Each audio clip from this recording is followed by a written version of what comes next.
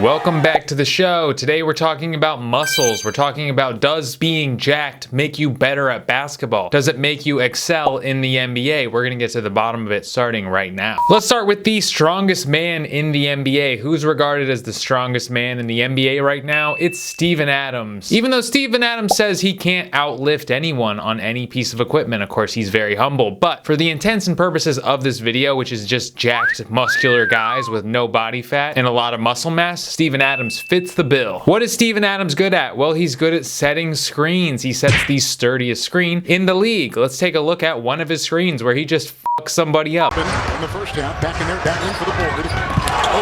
What else is Steven Adams good at? Well, he's good at rebounding. Typically, he's at the very top of the league in rebounds, even though now he's getting a little bit long in the tooth. He's still there. Does he use his shoulders to create space for himself and grab rebounds? No. He watches jiu-jitsu tapes and figures out where a guy's center of gravity is and how he's going to drive his power. Deadre Ayton had to learn this the hard way when he went up against Steven Adams his rookie year. Ayton said he has next level strength. Well, Steven Adams doesn't really have next level strength, but he knows how to use his body and knocked Deadre Ayton off balance. Certainly Deadre Ayton was stronger, being that he could leg press 900 pounds. So if you look at the top rebounders in the league, they're all pretty muscular except for Nikola Jokic. Nikola Jokic had 27 rebounds the other night in a game. That's insane. That's a lot of rebounds. But he doesn't have a particularly impressive physique. He's not super strong. He's actually kind of skinny and doesn't have a lot of muscle definition. So how is he getting these rebounds? Jokic also isn't a high flyer. He doesn't get in the air very high. So how is he pulling down rebounds against guys that can jump really high and also have giant shoulders to create space from themselves? Well, he knows where to be. He knows where to be when a ball is shot. He also knows where his teammates are. So if he can't secure the rebound, he knows where to tip it to. But to make the case for being a muscular rebounder, let's talk about Ben Wallace. Ben Wallace was 6'9", yet he led the leagues in rebounds 2 seasons. He's one of the greatest rebounders of all time, and he was kind of short. So how did he secure so many rebounds? Well, this time it was his strength and flexibility. If Ben Wallace could get a finger on the ball, he was going to pull it down. So I do attribute Ben Wallace's ability to not only knowing where the ball was going to be, knowing where it was going to bounce, knowing what position to be in, but also his determination to get the rebound and also his strength. So that's a point for strength. So being strong does matter. So for being a center, muscles can help you, but they are certainly not the thing that's going to make you excel at your position. Let's talk about Michael Jordan's weight gain. So Michael Jordan put on 15 pounds of muscle because he was tired of losing to the Detroit Pistons 3 years in a row. Jordan was gassed at the end of every playoff series, so he couldn't play to the best of his ability. He got a trainer, he added 15 pounds of muscle, came back the following season and won the championship, then won the following 2 seasons, and you know the story from here. Jordan had never lifted weights before because he didn't want to mess up his game. He was already at the top of the league and he thought it might throw off his shot or make him a little bit slower. It did not. All it did was give him better endurance so he could play 4 quarters at the same level, the same MJ GOAT level of competition. Obviously, this was very important in the 90s because nobody really called fouls in the paint. People could just beat you up every time you go for a drive. Now it matters a little, but not near as much as it did in the 90s. Let's talk about Shaquille O'Neal's weight gain. Unlike Michael Jordan, Shaquille gained a lot of fat, not muscle. When he was at the Magic, he was the tallest and the fastest guy on the court, but when he went to the Lakers actually had to stop from playing downhill offense and start playing half-court offense because they had to wait for Shaq to get down the court because he was so slow. So what happened? Shaq told his private chef to make him meals with lots of meat and potatoes so he would gain weight. He was tired of getting pushed around by the likes of Luke Longley and Arvydas Sabonis. Shaq won a championship at 345 pounds, another championship at 365 pounds, and another championship at 395 pounds. Ironically, Jerry Buss traded Shaq to the Heat because he was gaining weight, even though those extra 100 pounds are kind of what gave him a championship, because Shaq never won a championship at the Magic when he was lean and mean. So fat actually helped his game. Now things have changed. People don't really play back to the basket basketball. You don't see a guy backing a guy down toward the hoop like the classic Shaq move. Guys play around the perimeter, they work on their mid-range game, they work on their three-point game, but the whole back a guy down and get low in the post and go up for a layup is done. It's over now. So guys are losing a lot of that fat. You don't see guys like Glenn Big Baby Davis or Oliver Miller anymore. Players are losing lots of weight, like Enes Kanter lost 38 pounds in 2016. Also, Jusuf Nurkic lost 34 pounds in 2017. I want to bring up, these guys lost fat, but they also lost a lot of muscle. These guys were jacked, but then they kind of got got skinny to improve their game. So this is another point why centers don't necessarily need to be big guys. They need to be tall, but they don't necessarily need to be heavy. Jokic was kind of a soft guy, if you remember, before the pandemic. During the pandemic, he lost a lot of weight. He got skinny. He didn't get jacked. He only got skinny. And then the following 2 seasons, he won MVP. A point for losing fat and no points for gaining muscle. The most important reasons guys lose weight and change their diet is because they don't want to get injured. Let's take Zion Williamson. Zion Williamson has the potential to be the most dominant player in the NBA. The only caveat is he tends to get really heavy. He's obviously very muscular, but he needs to keep his weight under control because the first thing to go are his feet. So if he can take a lot of the fat off his body, he can alleviate a lot of the stress on his feet and have a longer playing career. I really do applaud Zion Williamson for losing all that weight when he was injured, because it's obviously really hard to keep the weight off when you are injured because you can't exercise. So bravo for him. I'm sure it took a lot of self-control. And this guy's going to be really dominant in the future with that type of discipline. And also that just raw talent too.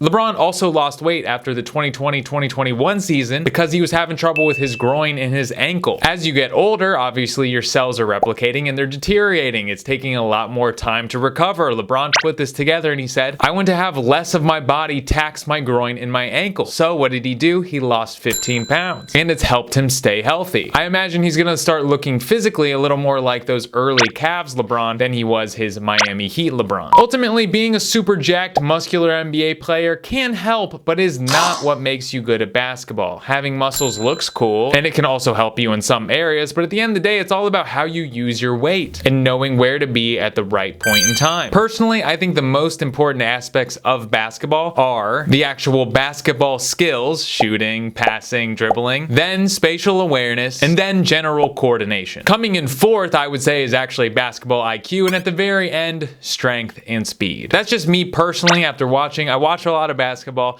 I've been watching for a very long time, but I think that's what's most important. So if you want to improve your game, if you're a basketball player, don't necessarily worry about hitting the weight room right away. Obviously, you have to be muscular and you have to have that endurance, but it is not the most important skill in basketball. That's the way I see it. If you disagree, I would love to hear what you have to say about that. This was a fun video to do. Subscribe if you like the channel. Be good to your mothers.